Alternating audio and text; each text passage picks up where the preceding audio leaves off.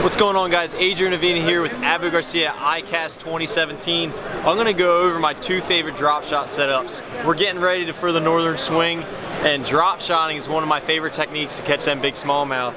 So first, there's two different ways to fish a drop shot. You know, a lot of guys, you can cast a drop shot and fish it back to the boat. And the rod that I like to use that application for is a 7-foot medium light action. The reason why I like a 7-foot rod is it's a little bit longer. You can pick up more slack on your hook set. This here is the B.A.S.S, retails for $99.99, and very reasonable, awesome setup. And that's the rod that I like to use whenever I'm casting a drop shot. But whenever I'm fishing vertical, and I fish vertical on a drop shot a lot, I use my electronics.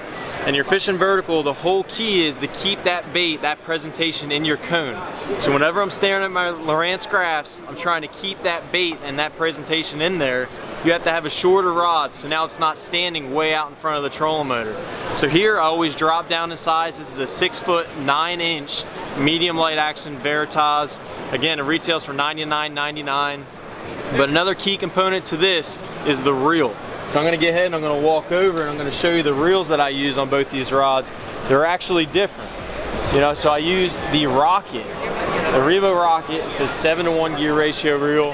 We got some other footage going on, but it's a wicked fast reel. And here, this is the 30 size. It's a Revo Rocket 30 size fast gear ratio reel. So again, I'm talking about picking up a lot of line. So whenever I'm casting this drop shot using that 7-foot action medium light, this is the one that I use because I'm casting it and I can pick up that line. A lot of times, especially going up north, we're fishing a lot of current places, then fish can get really fast, getting down current. You set the hook on them, all of a sudden they come flying at you, or they come flying straight up. Being able to pick up that line fast is key.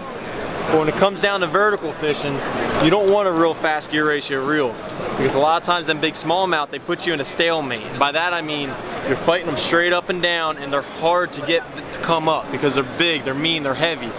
So this here, I like a slower gear ratio reel. This is a Revo STX, again a 30 size. It's a little bit slower in gear ratio, and what that allows you to do is give you a little bit more wenching power. So whenever I'm trying to use that, this is my go-to when it comes down to vertical fishing.